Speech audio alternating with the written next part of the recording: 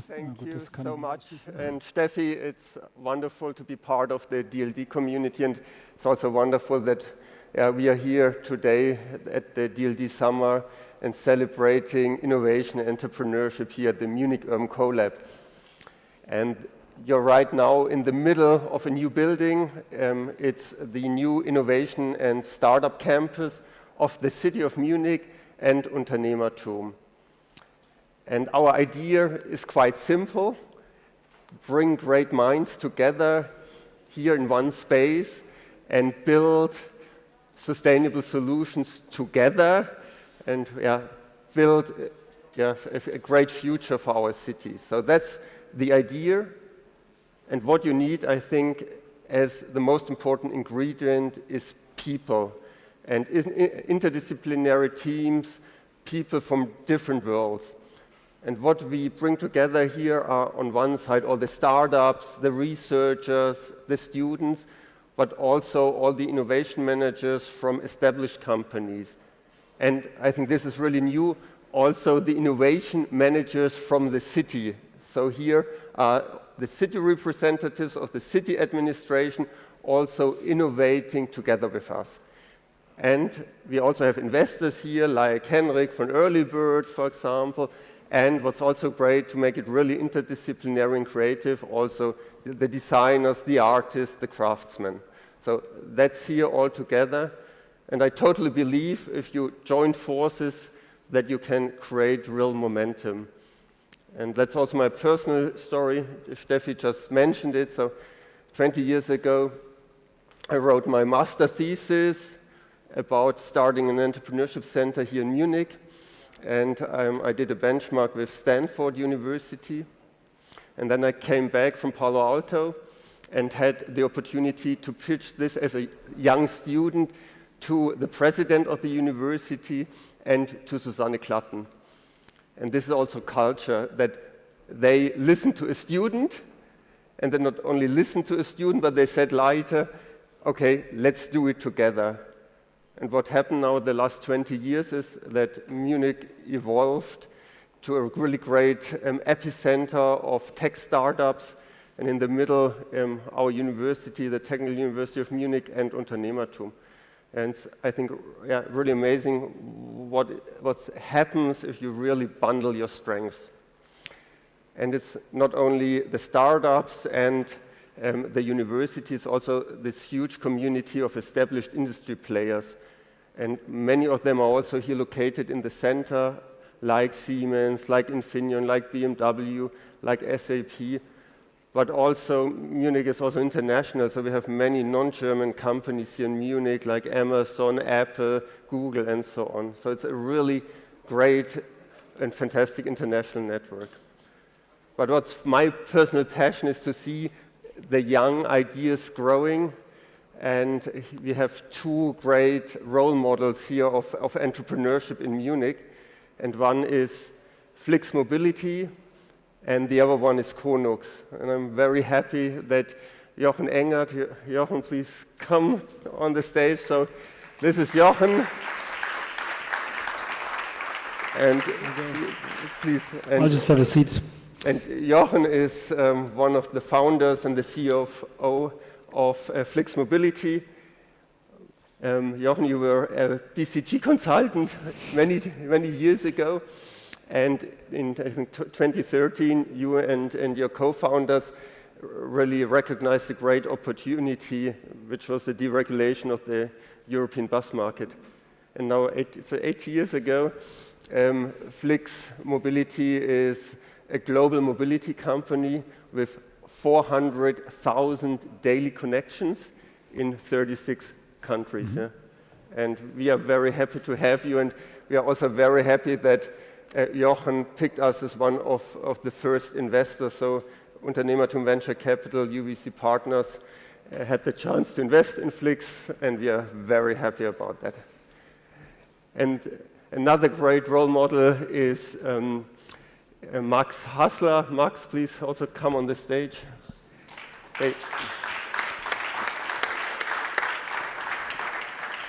And Max is co-founder and co-CEO of Konux.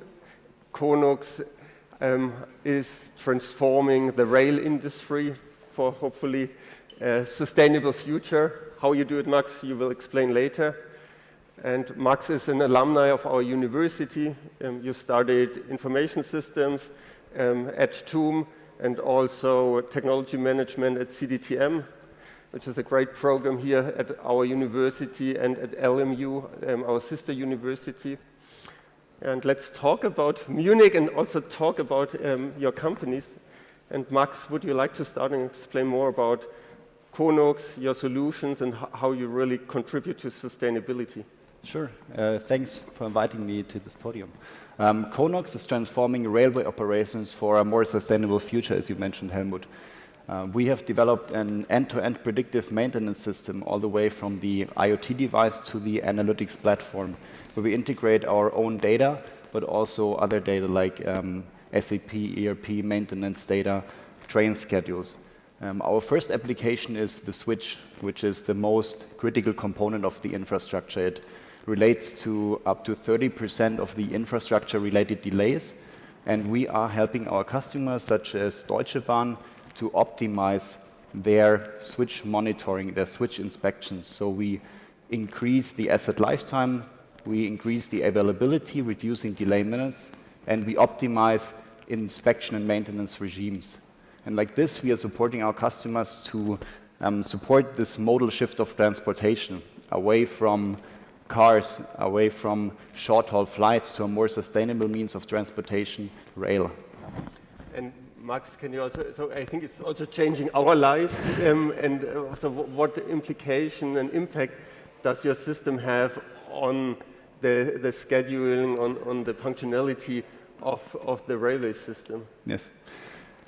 Obviously, with our system, we can increase the availability, right? The biggest problem or one of the big problems in the rail industry is unplanned downtime, so delays that happen short term. And with our system, we can predict when an asset is going to fail, and we can just in time schedule a maintenance measure that is going to prevent that from happening. On the other hand, I mean, there are also other aspects that we can contribute to, right? It's not only increasing the uptime, increasing the capacity, which is super important, by the way. So I don't know how much you know about this modal shift of transportation, but by 2050, the usage of rail is going to double. So there is a big need of increasing capacity of rail. At the same time, we see that with especially in Central Europe, with the current infrastructure, we cannot handle the stress. We can also not build additional tracks because building new tracks, as you've maybe seen in Germany so far, is very hard. So the only option we have is increasing capacity, and this is how we support this modal shift of transportation. At the same time, we are also contributing to other factors, right? We want to decrease the air pollution, which is one very big problem for our society, contributing to millions of deaths every year. And we are also increasing the safety and the health of workers. So today, first of all, our maintenance staff, for example, in Germany, but also in other countries, we're active now in 10 countries, they go out into the field daily. And a lot of the maintenance measures they do are either not effective because they do not know the exact health of the asset, or they are too late. So they have a very backlog of things they have to maintain. They have to repair the infrastructure when it's already too late. And with our system, we can tell them when to intervene at the right time, at the right place, so that the workload decreases and they can finally get ahead of their failures. Cool. Jochen, you are also a great role model, and Felix Haas is here from ID Now, also a great founder of our university, and he just mentioned in Süddeutsche Zeitung, I think yesterday, that they want to follow the Flix model of really scaling, and I think that's amazing what you and your co-founders have done to go on such a high growth path as a European startup. So can you just explain me this, or us the story, how you made this, and what are your learning of being such a high growth, high scale startup?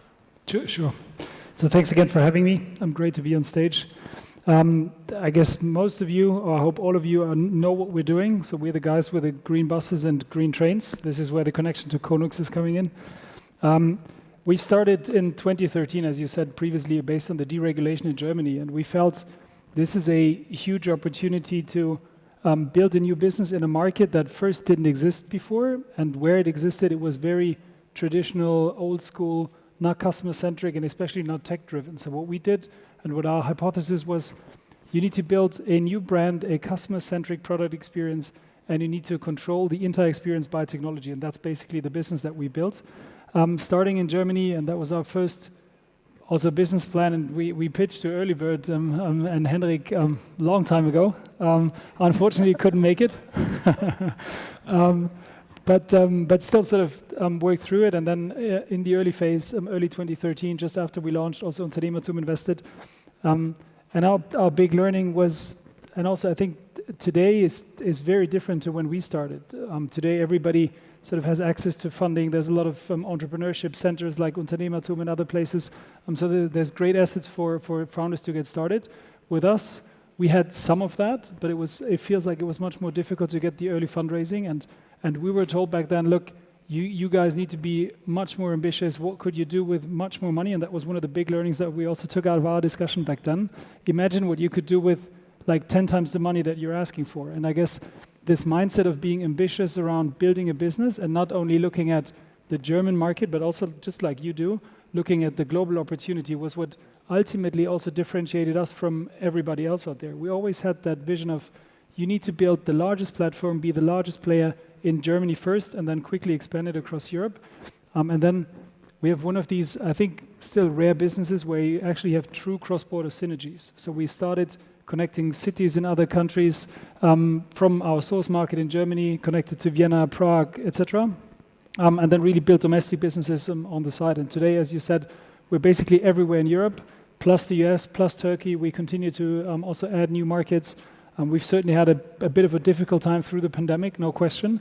But also in these difficult times, what we've seen is that ultimately our advantage on we're a tech-run, a customer-centric business has even been more important than ever before. And this has really been differentiating for us to build this on a tech mindset and scaling mindset.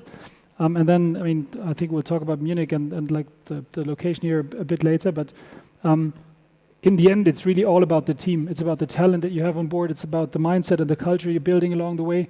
And this is, I think, what ultimately helped us to scale that fast over time. And I mean, as you said, Felix, and I didn't even read the interview, so I probably should do that after this event.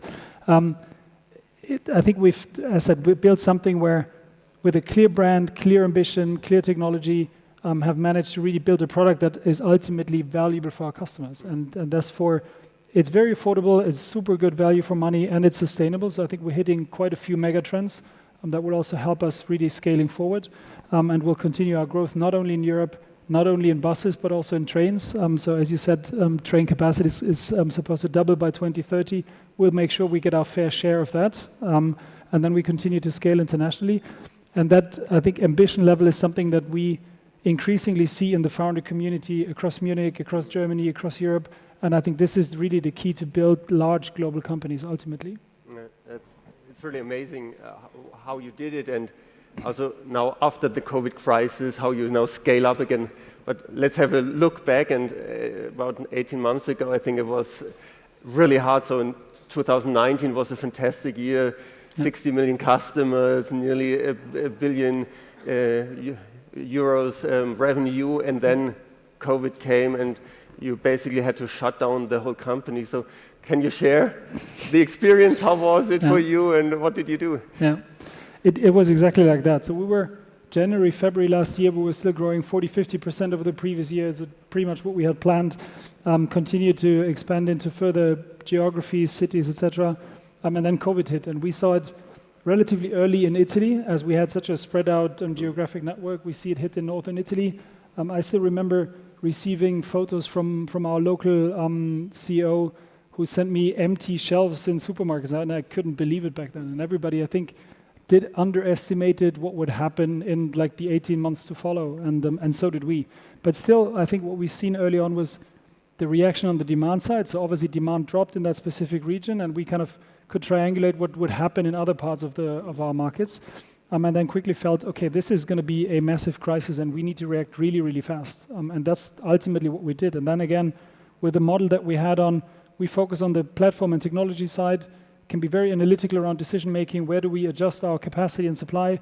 And with our partner model, where small, medium-sized private companies ultimately operate the fleet, we were very flexible in ramping down network, ramping back up when demand came back. And over the past 18 months, I think the demand situation has never been so short-term, fragile, all over the place. And I mean, stuff happened like Sunday night, Hungary announced we're going to close the borders on Monday. So we're like, okay, we obviously need to react to that and shut down these connections and inform passengers and everything. So it was all on super short notice. And this, again, I think was where, on the one hand, our culture and the mindset of the people, how agile we could react, but also the technology, data understanding, granularity that we had helped us massively against everybody else. So it took us 2 days to shut down the entire network. And then over last summer, when demand was coming back, we basically rebuilt over half of the previous network in 4 weeks. And this is bigger than any other company in our space in the world before. And this we've done within a few weeks, really in that cooperation, really data-driven. And that was really ultimately, and just coming back now to where we are now, in that sort of post-COVID ramp-up, is helping us to be much stronger, much faster than competition also out there, and much more granular in terms of this is where we put supply, this is where we're making money on our business, this is where we see demand patterns, and this is where we can add supply. We need to be more careful. And that granularity and data understanding nobody else has out there. Yeah, well.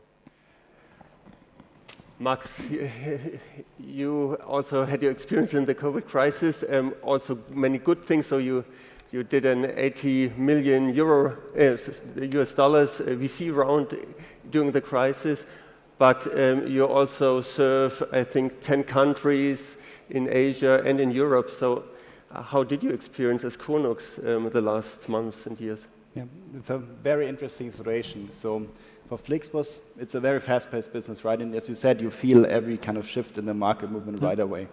For us, it was twofold. So obviously our customers, they felt it right away as well. No one is traveling by train if there's a lockdown in place. But that doesn't change the long-term investment strategy of our customers. And now that's the good thing of having long sales cycles and being in a very old industry, is also that everything we are doing is always very strategic. Every sales process that spans over 2 or 3 years is very strategic, and a short-term effect such as COVID is not going to change everything there. Obviously, priorities shift, and they were fighting with the day-to-day changes, but at the same time, the digitization projects to increase the capacity of the infrastructure did not stop from one day to another. We still felt it a little bit in the Asian countries, because that's where founders were still involved the most in the sales, and we couldn't travel. I was spending a lot of time in China, for example, pre-COVID, and then suddenly I couldn't go there anymore. And it's a very face-to-face driven culture. So that obviously put some challenges on us. We hired a couple of people in China, and I have never met them to this day in person. We talk we assume, every second day or something, and I know them.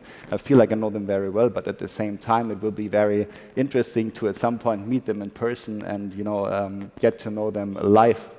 Now, we have great sales team now in Japan, but still I've never met them. And managing sales in the rail industry purely remotely without me being able to meet the customer personally, that's of course a challenge, but so far with the support of the local staff that we've hired, it all has been good. And on the other hand, I think we even have a chance here, as they can focus a little bit more on the long-term effect, since the day-to-day troubles have been reducing themselves a little bit. There's less traffic right now compared to pre-COVID, which also means there's less delays. We could see the delay minutes and the short-term inspection changes went down through the COVID time, leaving a little bit more time to focus also on how can we improve the infrastructure in the long term, and that was really beneficial for us. That, of course, on the other hand, is that we had a crazy ride last year as well. We had some personal problems in the company. One of our co-founders unfortunately had to step back due to health reasons. We had, an up and down in the fundraising process. We had always an up and down with COVID, when we were talking to our customers around the world and no one knew what happened. And as you said, culture is super important, and that's what we really saw. Like all the effort we as a company put into finding the right people, building the right culture, the resilience, the grit, that was super important, and that helped us extremely bring us closer together. And the team that we are today, having lived not only through the good, through like one fundraising after the other, but also seeing the other side of the coin, like the fragility of all, that has really brought us together and built a solid foundation of how we're going to expand. So let's talk a little bit, a few minutes about the Munich ecosystem. And yeah, that's important. Okay, so Jochen and Max, so you're a child of this ecosystem, and now you're the role model. So what do you think is, where are we standing right now here in Munich as one of the tech hubs in Europe and the world? What are the advantages, the disadvantages? Where do we have to get better? It's, as you said, I think we grew up in that ecosystem. It feels, when we started, and that's 10 years ago, that we looked at the whole thing and kind of got started with the idea, the system was very different, and Munich was very different. It feels to me like Munich has become an international city now, where you don't need to speak German to be able to also live and work in. I think this is the big change that really happened. It's much more international now than it used to be. And this is also the difference, I guess, to Berlin, in terms of, in Berlin it was more of a surprise when you had a waiter that was talking German to you. And in Munich, if you can now work in English, I think that's super valuable. And back then, as you said, also, if you just look at what happened at UnternehmerTUM in the last 10 years, and I'm no need to tell you, but it's just fantastic what has been built in terms of programs on the university, startups that were founded, whole ecosystem getting in place, and I think Henrik and the VC guys can talk a lot about this in terms of building an ecosystem and how this develops, of successful founders over time being angel investors, helping other companies launch early on, providing capital, providing especially network support, coaching, etc. I think this all developed over the past 10 years. This was very different when we were there. We tried to make use of what we had, so the entrepreneurship access at the LMU and also the TU through UnternehmerTUM and the likes. What we got back then was we got an office for free at the very beginning. We were like super happy about it. Like if you compare this to the offers that are available today in terms of coaching, mentoring, network, facilities and infrastructure like this, it's just fantastic. And how this translates is really, and we've seen this live in our company. We've been a German company for the first, I'd probably say 100 people. Now, if you're German, you're a massive minority in our company. We're like 70 plus nationalities. There's basically no meeting that happens in German any longer. And this is something that completely changed the dynamic and changed the atmosphere as well.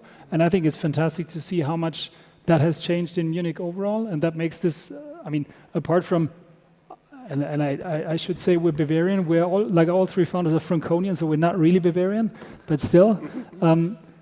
We always wanted to stay here. We've seen other teams and companies move to Berlin because they felt this is a better place, it's cheaper labor, it's more talent, etc. We always felt like we need and want to stay because we have a differentiated story here as well. And this is kind of diluting now. We always felt we're like a startup that's kind of successful. We're now scale up. It's differentiated. We're like one of a kind. This isn't the case any longer, so it's much more competitive in terms of for getting great talent. And if you look at, because you also asked about disadvantage. Okay. And only one last sentence. So, Max, what is your vision for Munich in the future? So, how will we evolve? How's the story going on? I would say it's twofold, right? One is the Munich ecosystem, and as you said, it's a self-fulfilling prophecy. The more success we have here, the more success will follow. There have been probably dozens of startups coming out of FlixBus that at some point may be more successful than what you guys are doing. The same, hopefully here, hopefully there will be dozens of startups coming out of Konux that are more successful than we are doing. And this is what we want to create here in Munich, and this is how we build an ecosystem. On the other hand, Germany needs to also improve some things as a country, right? We still have problems with stock option incentive programs in Germany that we need to tackle. But that's another discussion that I don't want to start. So thank you so much. Great to have you, and it's lovely to build this ecosystem together.